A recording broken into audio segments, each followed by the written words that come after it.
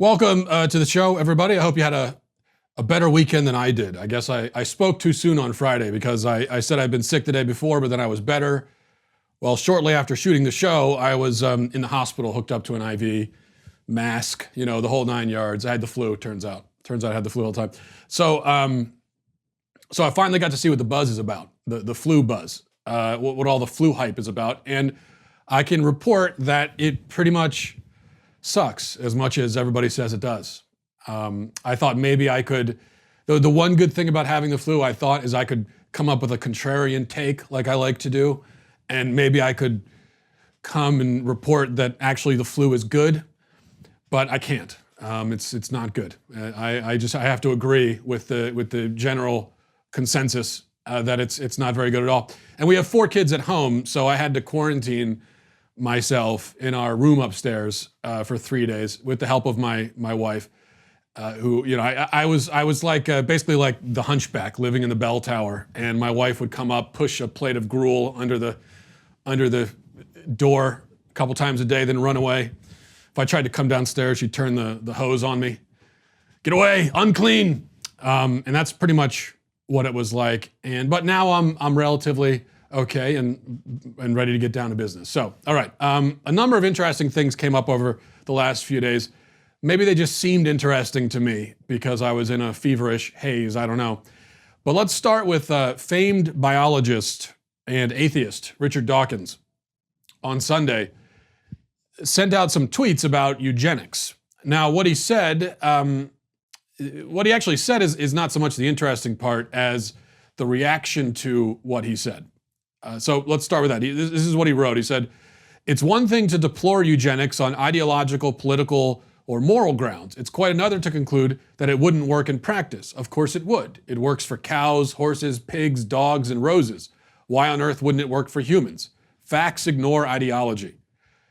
For those determined to miss the point, I deplore the idea of a eugenic policy. I simply said deploring it doesn't mean it wouldn't work.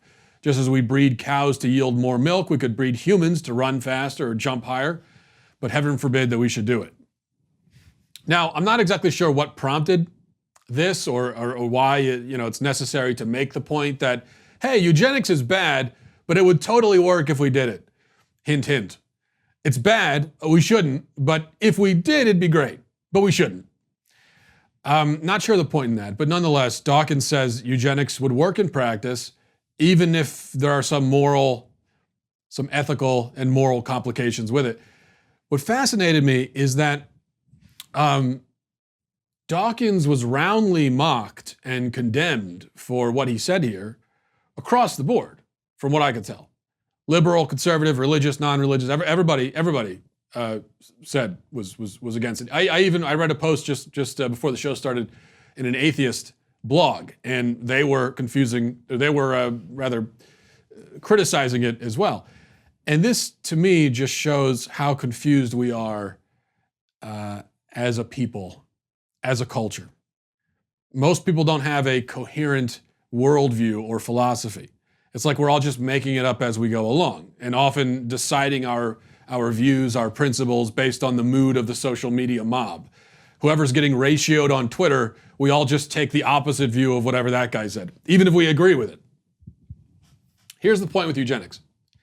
Yes, I believe that the practice is barbaric and, in a very literal sense, dehumanizing. So I'm against it. And if you're a pro-life conservative, you're probably against it, consistently so. But if you're on the left, then you probably already support eugenics. It's happening right now, and it's not only do you support it, but it's a big part of your worldview, of your philosophy. As I said, right now in our society, it's happening. And if you're on the left, then you support it. So you have no reason to take issue with anything that Dawkins said. Planned Parenthood was, first of all, founded by one of the most vocal eugenic advocates of the 20th century, Margaret Sanger. And if you think that all of the eugenic stuff died with her back 50 years ago, you're wrong. In fact, it's almost the opposite. Arguably, it didn't even start until she was dead. She was gone. It wasn't until 5 or 6 years after she died that Planned Parenthood even started killing babies, started performing abortions. Margaret Sanger was actually relatively opposed to abortion, in many cases anyway. So when you read the horrible things she said, and she said a lot of horrible stuff, but remember that she was more ethical, more moral than the people who run Planned Parenthood today. Even though she was a eugenicist and a very morally deranged person in many ways, she would probably be horrified by what her own organization is doing now, which tells you a lot about her organization. And what does Planned Parenthood do? Well, it eradicates the babies of predominantly poor mothers, often racial minority mothers, and it does so explicitly on the basis that these children are unwanted and would be a drain on society. That is one of the primary arguments advanced for abortion, and that is a eugenic argument. That is a eugenicist argument. They're unwanted, strains on society, so we got to get rid of them. Here's an even clearer example. Down syndrome. In Europe, over 90% of Down syndrome babies are aborted. 90%. In some European countries, that number is basically 100%. They've all but eradicated, quote unquote, the condition in many European countries by killing everybody with it. That's eugenics. What about this country? Here it's about 70 to 75% of Down syndrome babies that are killed. Again, that's eugenics. So if you've got a problem with eugenics, you should have a problem with this.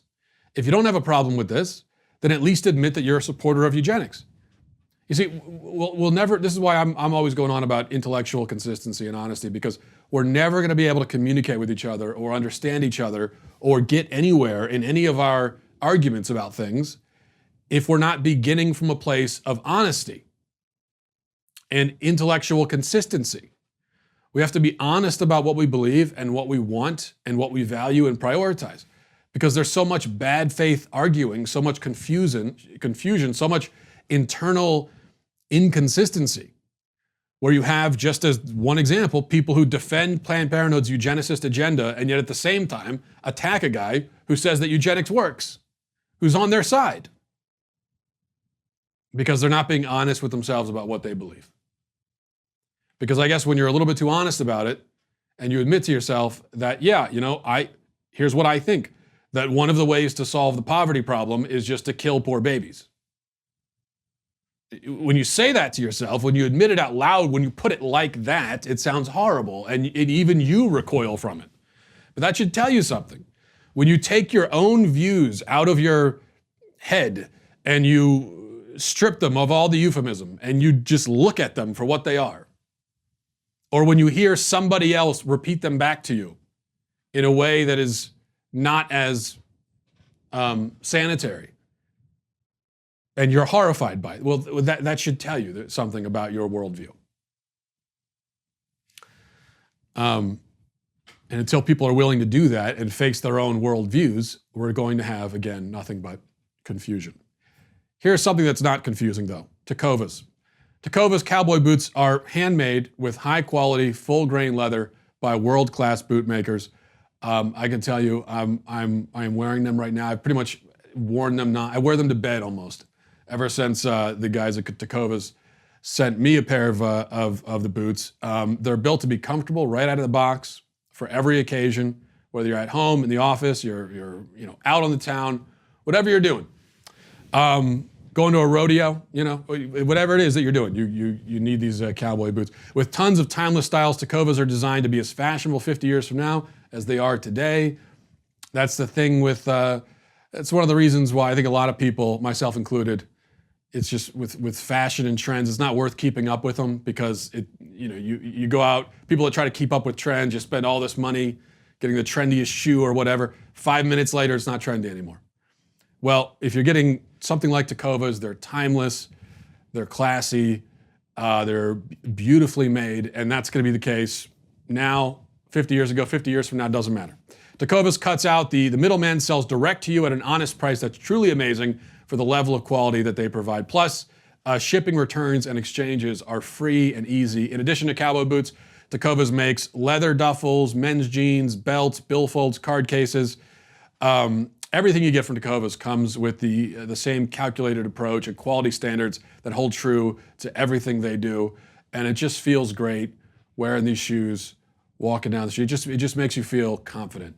And you know what else? It makes you feel like a man, if I could just say that. So do what I did. Get yourself a pair of Tecovas cowboy boots today at tecovas.com/Walsh. That's TECOVAS.com/Walsh. Tecovas.com/Walsh. So Mike Bloomberg just got himself qualified for the next Democratic debate as he surges in the polls. Latest national poll has him at, that I saw, was at 19%, which is pretty astounding. One thing I've learned over the last few years is that I really have no clue what's going on. Well, I learn that every day in life, basically, but especially the last few years as it pertains to politics, I just have no idea. I didn't see Bloomberg, the billionaire stop and frisk guy, finding any traction at all. I remember when he jumped into the race back in November, and I was joking about how this is someone who seems tailor-made. Speaking of being tailor-made, he's tailor-made to not appeal to anybody. Like, he doesn't check anybody's boxes, you would think. White, old, male, billionaire, he's got the stop and frisk thing going on, pro-abortion, liberal, nanny state. So who is he appealing to? Yeah, the liberals might like the pro-abortion part and some of the nanny state stuff, but they're not going to be crazy about white, old, billionaire, male. Then you got the stop and frisk. I mean, and then on the other hand, conservatives, successful businessmen, they might like that, but then all the ideological stuff, nanny state, pro-abortion. So you would think doesn't appeal to anybody, but yet in the polls anyway, here we are. Now, in fairness, he hasn't actually won a Democratic primary state yet, and maybe he never will. I mean, it would be kind of depressing in many ways if he were to actually start gaining real support in primaries and, let's say, win the nomination, because then you have to think, is it really that easy to get people to support you? You put a bunch of ads out. Is it really that easy? People, because they see you on TV, they're going to think, actually, yeah, maybe that guy would be a good president. Is it as easy as that? I don't know. I'm still skeptical of Bloomberg's chances, though again, what do I know? Nothing at all. But if he does become the nominee, I also think that he would present an interesting challenge for Trump, because Bloomberg, with Bloomberg, you have a much more successful businessman, let's face it, than Donald Trump. Bloomberg is worth what, 60-some billion dollars, with a company that he basically did build on his own, and so he can do the successful businessman deal maker thing that Trump does. Arguably, he can play on that turf even more credibly than Trump can. So what's the line of attack? Yeah, Trump calls him short. I don't know if just calling him short is going to be enough with this guy. You could bring up all of the politically incorrect stuff that Bloomberg has said, but then, of course, this is Donald Trump we're talking about. That'd be a little bit off-brand for Donald Trump to try to win an election by pointing out the offensive things the other guy said. So I'm not exactly sure what the line of attack is. But here's the one thing that you put everything else aside, put all the traditional thoughts aside. Seems to me this is the one thing that would prevent Bloomberg from maybe becoming president in the year 2020.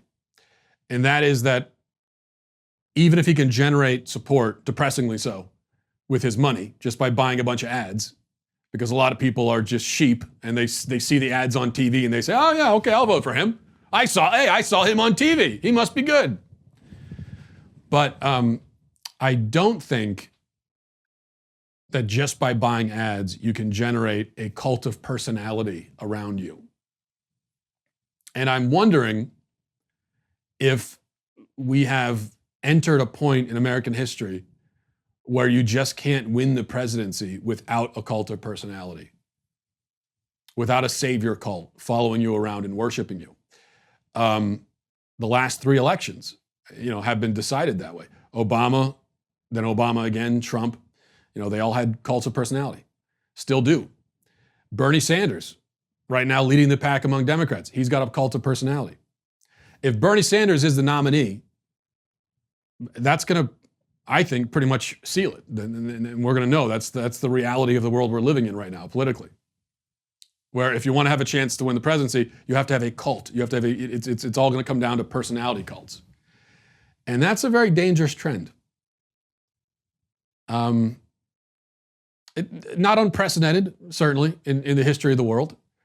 Obviously, it's not the first time that we've had people finding political success based on cults of personality. But it's also not, it hasn't always been this way. You know, George Bush, I don't think really had a cult of personality. I'm not even sure that, I wouldn't even say that Bill Clinton did. But are we entering a point in American history where that's the case? I hope not. You know, I really do. There's a lot of great reasons not to vote for Bloomberg, and there are a lot of good reasons for him to lose. But I hope that's not the reason he loses, or that anyone loses. I hope that's not what decides the election. Okay, let's talk about this. As much as I'd prefer not to, a report by Paul Bois in the Daily Wire says disturbing video has reemerged featuring the famous 12-year-old drag queen Desmond Napoles, I think is how you pronounce his last name, aka Desmond is Amazing, pretending to snort ketamine. Another video featured him being interviewed by convicted killer Michael Allig. According to Blair White of the Post Millennial, the clips featuring Desmond were posted to YouTube in July 2018 and December 2017, though various media outlets, including Red State and National Review, reported on the videos in 2018. The recent report from transgender Blair White has further amplified the public's attention towards them. Blair's recent video on the subject has since garnered over 500,000 views. In the first video, Desmond is shown talking to the camera alongside drag queen Bella Noche while appearing to answer internet user comments during a live stream. At one point later on, Desmond mimics a snort when Bella Noche mentions the drug ketamine. Let me go ahead and just play this video. This is from, as I said, a live stream, and it looks like some stuff spliced together, but just watch this, see how this kid is acting, and you tell me, does it seem like this kid is on drugs or not? Watch this. Anyone can do drag. Everyone can do drag. Everyone can. Your mom can do drag. 1488. Oh, sorry, it was just off track, okay? 1488. It was only $400 off. There's no genders. You can be male, female, any or none. Only U.S. people can have a bunch of made-up genders. That's not true at all. No. Oh my They God, are. Hitler was right. What? See. Bella all right. Noche, putting the P in LGBTP plus. You should eat some I don't even know what food, that means. little nibba. But I'm getting hate comments. Does this mean I'm famous now? Is this what he wants? Lots of respect for you guys. Thank you. Press G to gas. G. 1, 2, 3, 4 G's. What has this world come to? It's come to a world where drag kids actually exist. And people do ketamine on a couch. How old is your BF? Hello? Yeah. Hitler was right. Helicopter rides. Yay! Now, keep in mind, again, that video is from when this kid was about 9 years old. So that's a 9-year-old you're seeing there. Just to start with, how does a 9-year-old know what ketamine is? Much less how to imitate snorting it. My twins, oldest kids are almost 7 years old. So they're not that much younger than what Desmond is in that video. And I mean, it's unfathomable. It's unfathomable to think of my kids acting that way. Well, how does he know about ketamine? How does he know about snorting it? Well, I mean, look at him. Look at how he's acting. It's no mystery. The kid is very clearly on drugs. And this is something that, it's not just that the left is tolerating this, it's that they're celebrating it. The continued abuse and exploitation of this kid, it's not just merely, oh, we'll put up with it, is that they are standing and literally applauding it. I mean, literally in person, going and applauding it. We'll talk more about that in just a second. But before we do, quick word from Policy Genius. You know, the year 2020 shows up a lot in science fiction. A lot of people predicted that by now we'd be teleporting to work or living on Mars or, a lot of different predictions. Many of them were wrong, although we do have jet packs now, at least. I just saw a video of a guy flying around in a jetpack in Dubai. So we've got that at least, but not much else in terms of what it was predicted. The truth is, we're always going to get the future wrong, which is why we need to get life insurance right. That's where Policy Genius can help. Policy Genius makes finding the right life insurance a breeze. In minutes, you can compare quotes from the top insurers to find your best price. You could save $1,500 or more a year by using Policy Genius to compare life insurance policies. Once you apply, the Policy Genius team will handle all the paperwork, all the red tape. And Policy Genius doesn't just make life insurance easy. They can also help you find the right home and auto insurance, disability insurance. So, if your science fiction dreams for 2020 still have not become a science fact, don't get discouraged. Get life insurance. It takes just a few minutes to find your best price and apply at policygenius.com. Policy Genius will always get the future wrong. Better to get life insurance right. Okay, back to the Daily Wire report on the drugged and abused drag kid Desmond.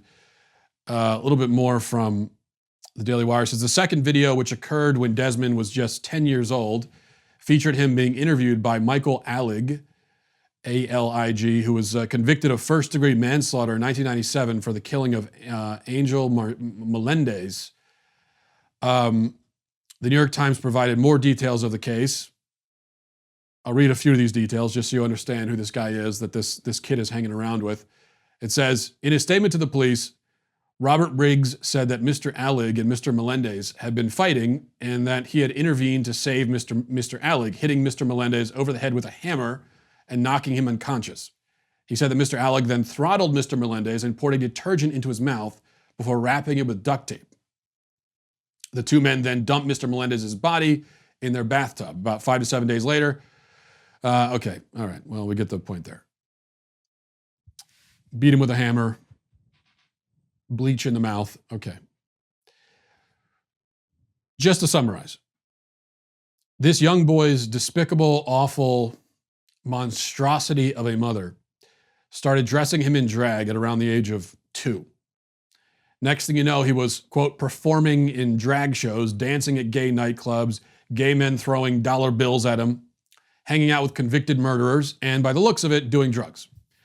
This all before the age of 12. And what is the response from society to this? From the media, from the left, from the government? Is this mother being carted off to jail in shackles, locked in a cage where she belongs? No, instead she gets, as I said, applause, adulation, standing ovation, money. Just as one example of that, let me play this for you. This is a news report by ABC, the ABC affiliate in New York. Keep in mind the clip I just played before of this obviously drugged child pretending to snort ketamine with an adult crossdresser on a couch. So keep that in mind as you watch this cheerful little puff piece about the drag kid, Desmond. Watch. Hi, I'm Desmond's Amazing. Only 10, but already an activist, advocate, model, and fashion icon. Desmond Napoles has come a long way since his first Pride March in 2015. Overnight, I was everywhere. And Desmond is still everywhere. He has 65,000 Instagram followers. He's appeared on talk shows and alongside his idol, RuPaul. I saw these queens and they were so amazing that I decided that I would take my mom's clothes, shoes, towels, wrap them around myself to make pretend. Desmond's mom, Wendy, knew he was different from other kids at an early age. She took him to a therapist who offered this advice. Don't encourage it, don't discourage it, just let him develop naturally. I just do my thing. Desmond remains extraordinarily confident in who he is. He does speaking engagements. He has started his own foundation. This will be his 4th Pride March, where he hopes to spread a message of acceptance. His mom is doing the same. For parents out there who might have a child like Desmond, if you can just let go of that and just love your child unconditionally, as you should, no matter what, that there really isn't a problem.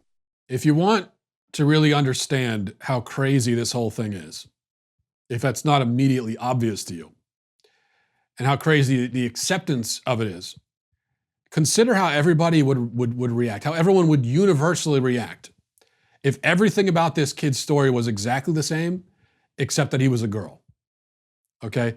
Let's say that he's a girl dressing up the exact same way, performing at nightclubs, dollars thrown at him, or at her in this case, hanging out on couches with adults, joking about doing drugs at the age of 9, all of it. Imagine that this, rather than a young boy in drag, was a young girl into, burlesque, which is roughly the equivalent. In that case, everyone would agree it's wildly inappropriate, abusive, wrong, sick, exploitative, et cetera, et cetera, et cetera. But because he's a boy, it's okay? And why? Well, because the LGBT lobby says it's okay. And as I've explained a million times, on the left, whatever the LGBT lobby says, goes. If they say jump, the left says how high. And that's the only reason. That's the only reason this is accepted. In fact, I hear this argument. It's not even an argument. It's just a deflection. But it's the closest thing to an argument I've ever heard in defense of the drag kid phenomenon. And the argument is along the lines of, well, what about beauty pageants for young girls? I don't hear you complaining about that. Nobody complains about that. What are you talking about? People complain about that all the time, including probably you if you're on the left. It's pretty much almost universally reviled, this thing of putting young girls in beauty pageants. Now, it still happens. People do it. But unless you're on that circuit and you're one of those crazy mothers forcing your daughter into these things, almost everybody else thinks it, at a minimum, thinks it's weird. That's exactly my point. That, yeah, a similar, though not nearly as bad thing does happen with girls. And the reason it's not nearly as bad is because I've never been to a beauty pageant. So maybe I don't know what I'm talking about, but as far as I know, okay, young girls at beauty pageants aren't walking across a stage where you've got adults hooting and hollering and throwing dollar bills at them. And these beauty pageants are not being held at nightclubs at 11 p.m. on a Saturday or whatever, right? That's what's happening with this kid. There's a blatant sexualization that's happening with this young boy that isn't nearly as blatant as it is with the beauty pageants with girls. And yet, and we're not even factoring in all of the drugs and everything else, okay? And yet, most people would agree that this much tamer version of the same sort of thing with girls is wrong, and we shouldn't be doing it. There's no reason why you need to take a 6-year-old girl or a 9-year-old girl and doll her up like that and, traipse her across the stage. Why do that? Let her be a girl. Most people would agree. This is the way that I guess we could sum it up. Most people would agree that 9-year-old girls should not be dressing like grown women. And that a parent who would dress their 9-year-old girl up like a grown woman is doing something at a minimum inappropriate. Almost everyone agrees. And yet we can't agree that you shouldn't dress 9-year-old boys up like grown women? That's how completely crazy this all is. And there is no way to justify it. We are looking at something that is so clearly unjust and wrong. And we're looking at, this is not just some academic point or argument. This is a child, more than one child. I mean, he's just one of a trend who's being abused. And that abuse is being facilitated by, encouraged by, and profited off of by his mother, who you saw in that clip before. A clearly disturbed woman. And it's we should not get to a point. Now, the left might want us to accept this as normal. That's the goal, is to get to a point where we're going to say, just another drag kid. But we cannot ever allow that to happen. We should our immediate reaction every time we see this should be repulsed, infuriated, wanting justice to be done for these kids. And that needs to continue to be our reaction. And we'll leave it there today. Thanks everybody for watching. Thanks for listening. Godspeed.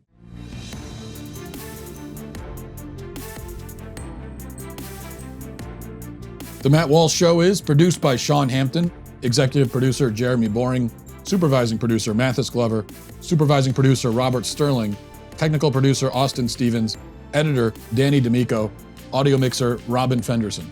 The Matt Walsh Show is a Daily Wire production, copyright Daily Wire 2020. Barack Obama claims credit for President Trump's booming economy. Bernie Sanders loses his mic to topless vegans at a campaign rally. And Mike Bloomberg intends to win the presidency by telling Americans how stupid they are. Then a Democratic Alabama legislator introduces a bill that would require men to get vasectomies. We will examine why I'm skipping Birmingham on this semester's campus speaking tour. All that and more, check it out on The Michael Knowles Show.